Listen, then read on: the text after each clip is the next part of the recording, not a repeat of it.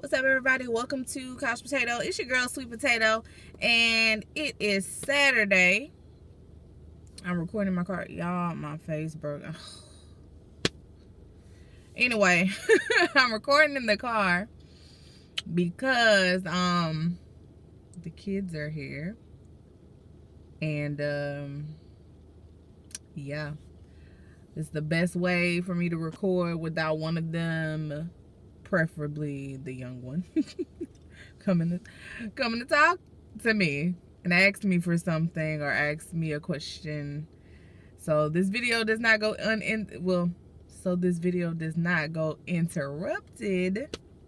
I'm recording in the car. Now it's like 6 o'clock in the evening here, so, and it's about to rain. So first of all, if it starts pouring down, I'm going to just talk louder so the audio won't be jacked up. But if it's a little grainier than usual on the iPad, it's because we're dealing with low light. I got all my lights on that I can have on possibly in the car, and there's a little bit of light from the window. That's what I got.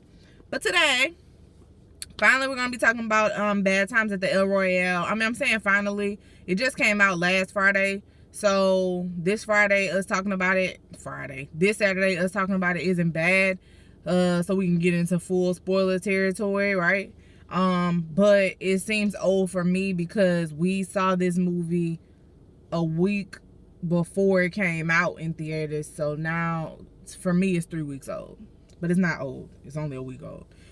Anyway, so y'all, my first thoughts. So when I saw the trailer for this movie, I was like, oh yeah, this is probably gonna be good. It looks interesting. I can't quite say what it's about, but it looks like it's gonna be good. It looks like it's gonna be kind of actiony, kind of thrillery. Was I right about that? I guess it would be more classified as like suspense, maybe a little bit of a thriller. I'm not sure. I will have to look and see how they classify it. But it was really good. Like, and I've heard people are saying that it's kind of like something that, at least the way that it's edited and the story is told, like it was something that Quentin Tarantino would do. And y'all, Quentin Tarantino is my favorite director.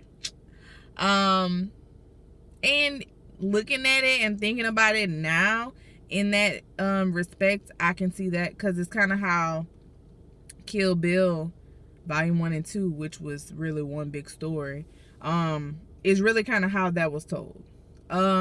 Except for this one, is one giant story, but it's told from different perspectives, meaning like not that there's there's no narration. Like it's not like a narrator change, but you begin to follow someone else. It's one of those like psychology things, meaning if me and Couch Potato are in the same scenario at the same exact time, and I tell you the story from my perspective, even if he's sitting right next to me, if he tells you the story, it's not going to be the exact same story. So it's like that. Anyway, so it's an ensemble cast. We have, I think it's about 8 people. So we have Jeff Bridges, and he is playing Father Flynn. So he is, he's a priest, but he's actually a thief. And we have Darlene Sweet, played by Cynthia Erivo. I think this is maybe her first film. She is a African American. Well, she's not African American because she's British. She's a black woman. Yeah, Darlene Sweet, and she is playing a soul singer. Dakota Johnson, we know her from the 50 Shades franchise. She's playing Emily Summerspring, and she's a woman who, I mean, her whole character is trying to save her sister from a cult. Yeah. John Hamm, he's playing Dwight Broderick, and he is a FBI agent, but he's masquerading as a vacuum cleaner salesman. This is set back in the late 60s, early 70s, so there would be vacuum cleaner salesmen. That was a job back then. Kaylee Spaney is playing Rose Summer Spring, which is Emily's sister. She is the one who's younger. She is the one in the cult. Lewis Pullman is playing Miles Miller, who is the concierge, and he's like the only employee of the El Royale, so he does everything there. But he has a lot to his backstory, and it's pretty sad. And then we have Chris Hemsworth playing Billy Lee, and he is a cult leader. And all the other people aren't the main characters that they have listed, so you know, whatever. But pretty much the whole time, whenever I first started watching the movie, it was kind of like a setup for one of those bad jokes, like a priest, the FBI agent, and a soul singer walk into a hotel. Like, you know what I'm saying? It was that type of setup, like, what's gonna happen with all these different types of people coming to the same place. And what's good about it is all different types of people do go to a hotel. You know what I'm saying? Like, and when you go to a hotel, you never know who else staying in there with you. You know what I'm saying? And this was one of those types of situations. So pretty much, like I said, Miles, he is running the hotel. And y'all, I'm not gonna remember these characters' names like that. So really, I'm gonna talk about them in terms of their traits and what they do. So listen, if you want to know their names and stuff, Google it, get on Wikipedia. It ain't that difficult. So Miles, he runs the El Royale Hotel. He's the concierge. He's the bellboy. He's everything. And the unique thing about the El Royale is it is half of it is in Nevada and half of it is in California.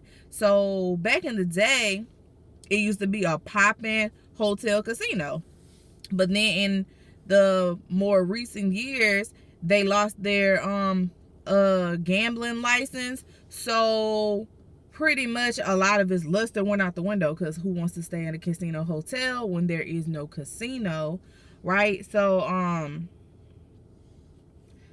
whenever you come in, he gives you like the little spiel about the El Royale Hotel, and then you can choose to stay in Nevada or you can choose to stay in California. So whenever the priest and soul singer pull up, they get there at the same time. The priest helps her with her luggage into the hotel. Now when they arrive inside of the building, the vacuum cleaner salesman / FBI agent, because they know him as a vacuum cleaner salesman, and he's the undercover FBI. So he's there, and he's like fixing himself coffee because he's been there banging on the little bell for the bellman, but Miles never comes. So they just kind of talking, introducing themselves, and you could tell that it's still like the late 60s and stuff, because like he was calling, when I say he, I mean the FBI agent / vacuum cleaner salesman, he was calling the soul singer a Negro and all of this stuff. And then how cheap the hotel prices were. I was just like, what? And then it was one of those moments, like when he called her a Negro, it was one of those things where it was like, this supposed to be the late 60s, early 70s, and she's still getting addressed as a Negro. And it's one of those things that, as somebody in my age group and in this generation, like every time somebody is like, get over something and it's been X amount of time, it goes to show you just how long ago it really wasn't. Like, it really wasn't. That's all I'm saying. My parents were born in the early 60s. So with that being said, they were alive. I mean, they were being born a few years before Martin Luther King Jr. was assassinated. So like the time frames and the gaps is not that far. My parents are only in their mid 50s. Think about that. Moving on. So that was weird for me, but that's life, and I digress. We'll move on from that. So The soul singer finally bangs on the employee door, and Miles comes out, gives them the spill, asks them for what room they wanted to stay in. Now, the vacuum cleaner salesman had been telling them, listen, I don't care what room y'all stay in.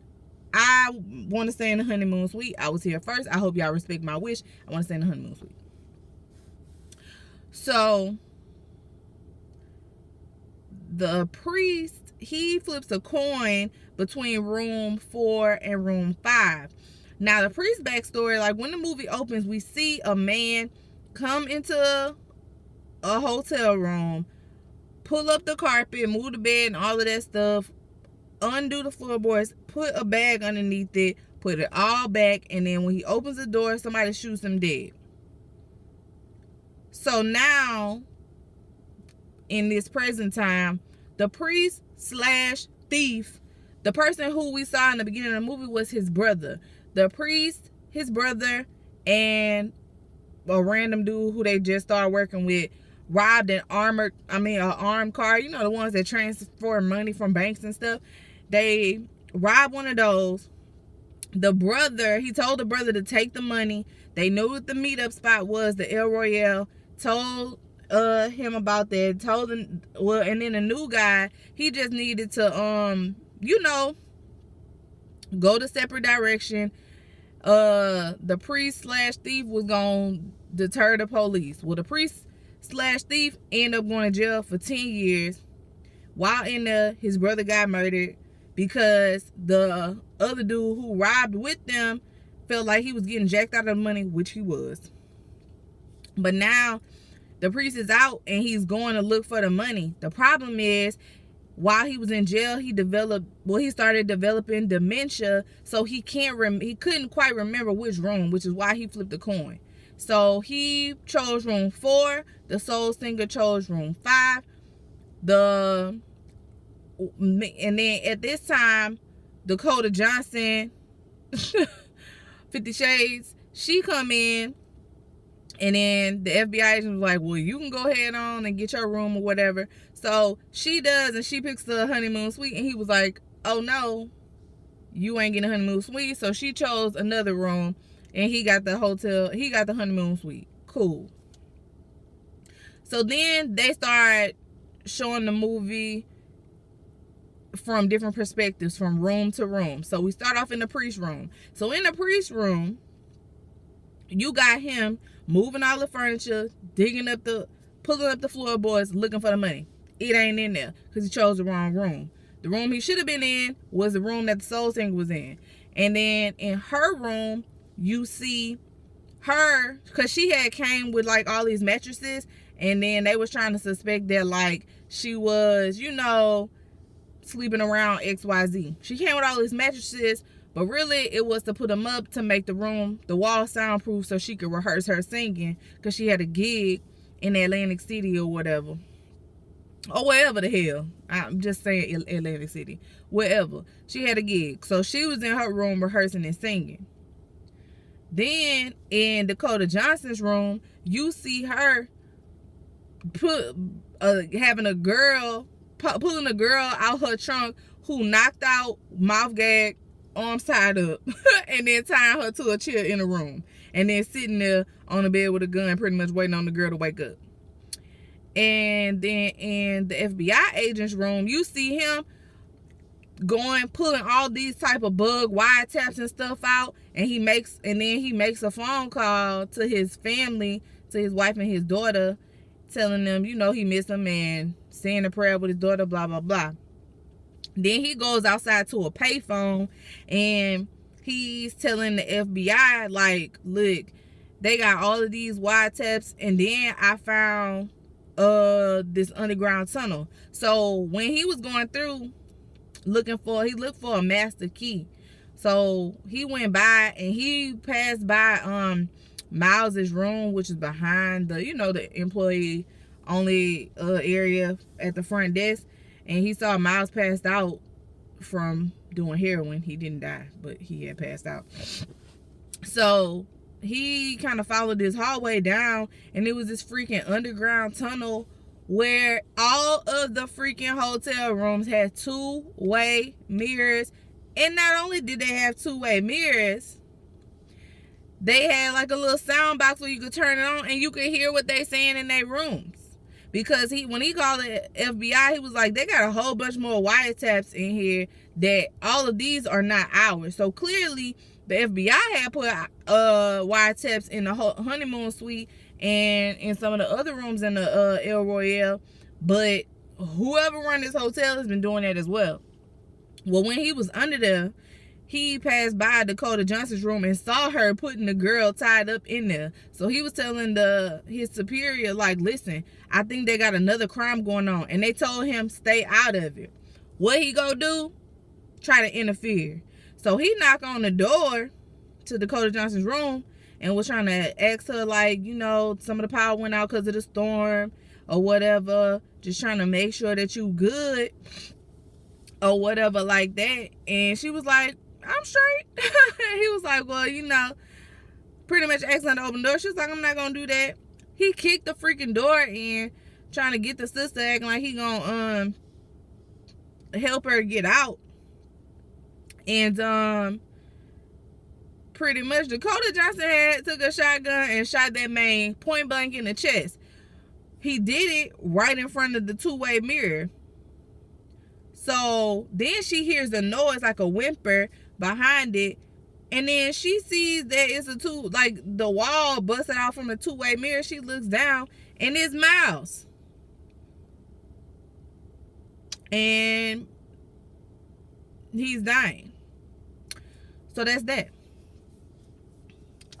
Now, right before the FBI agent went in, they told him to make sure that nobody leave the hotel. So he went and messed with everybody's cars. Now we flash over to the soul singer. She was having a conversation with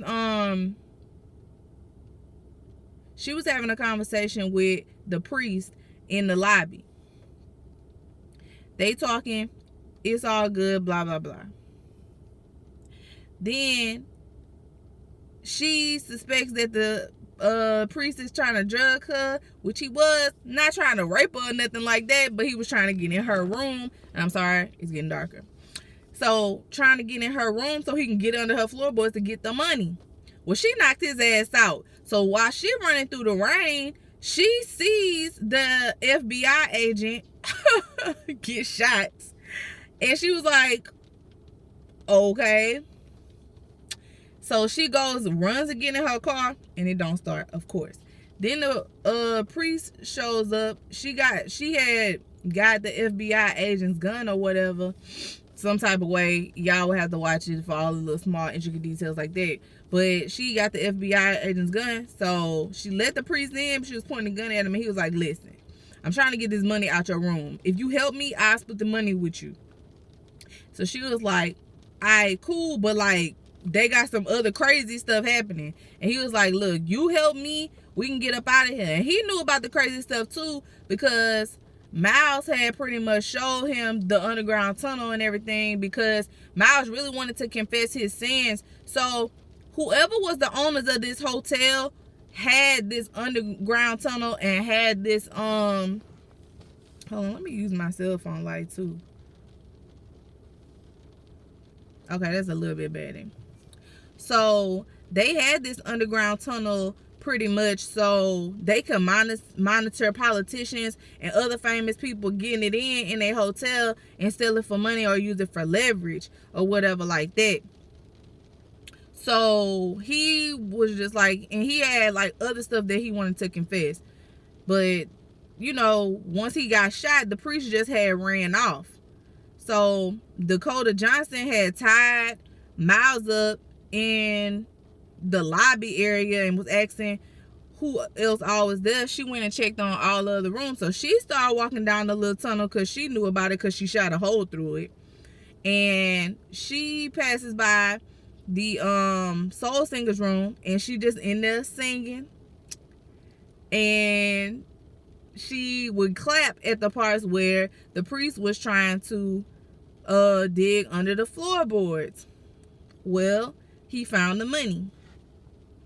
So Little did Dakota Johnson know, while she was doing her little investigation, her little sister got on the phone and called the cult leader, Billy, who was her boo thing, which was gross because she was like 12, 13, 14 maybe. He a grown man and he had a whole bunch of little girls in his cult.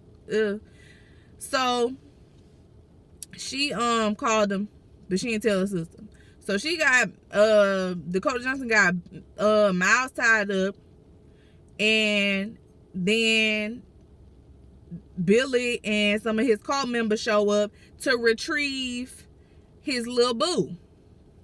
And as the priest and the soul singer was coming out with the money, they snatched them up. So now they all tied up, including Dakota Johnson, all tied up in the main little part by the roulette table. And then Billy, aka Thor, started playing all of these sadistic games with them, pretty much telling them pick red or black, and if they chose wrong, then they get shot. Pretty much just like that movie we were talking about the other day, the Would You Rather. So it had got crazy, but in the end, some shit pop off. They was able, when I say they, I mean the priest, the soul singer, and Miles was able to take down all of the cult people, including Billy, and Miles killed them. But before that, Miles was like, I do not want to kill no more people. We do a flashback. He was in Vietnam and he done killed like 100-something people, and that's why he wanted so much to confess his sins or whatever like that. Well, after he kills Billy, Dakota Johnson, who's already dead, her little sister kills Miles. Well, she stabs him. And so then the priest he shoots the little girl. So Miles dying, the soul singer was like, I know you're not a real priest, but just go ahead on and, let that man confess his sins so he could die feeling like he's been forgiven. So he did. He let him confess his sins. The priest forgave him. The soul singer and the priest made it out alive. She went to her show. He came and watched her sing, had their money. Now, the whole time, they had this MacGuffin of something else that was found at the Royale, which was this tape. And the tape was of a politician. They never said who it was. And he was doing activities with someone he shouldn't have or whatever. And pretty much Miles never sent it in to the management because whoever this person was nice to Miles and treated him with kindness, so he was not gonna send them people anything negative about this person. But they never said who it was. And it was kind of like one of them situations, back to Quentin Tarantino, like in Pulp Fiction, whenever they had the briefcase and it glowed, but we don't never know what's in that briefcase. Same thing. We never knew who was on the tape, and they burned the tape up at the end. But people, they got a lot of speculations of what politician it could have been. Granted, it's a movie. It's not based on any facts, so it doesn't matter. But a lot of people was kind of trying to say that it might have been JFK Jr. because just because of the time frame, because he had been accused of a whole bunch of, trysts in his day. And they had pictures on the walls like Marilyn Monroe there. Along with like other celebrities and the Rat Pack and all of that stuff. But that JFK and Marilyn Monroe had an affair that has been talked about over and over. Anyway, so this video won't get too long. That was pretty much the movie in a nutshell. I suggest everybody go see it. It's still out in theaters now. Let's talk about it down in the comments. If y'all want to talk more in depth, like just drop some stuff in the comments. We can talk back and forth about it. It was a really good movie though, and I just appreciate y'all continuing to support me, to support Couch Potato, to support JK Studios channel. I don't know what I'm gonna post about tomorrow. I guess I'm gonna watch a scary movie tonight. But I'm gonna post tomorrow. Another scary movie on Monday. Tuesday, I will be doing Remy Ma and Papoose, and I'm gonna pick up T.I. and Tiny Family and Friends Hustle just because I want to see Monica. So I might as well talk about it on here. But yeah, that's it. And the rain just kind of picking up, so that's good. I'm gonna go back in the house. Yeah, so I'm your girl Sweet Potato. This has been Couch Potato. Y'all have a good night.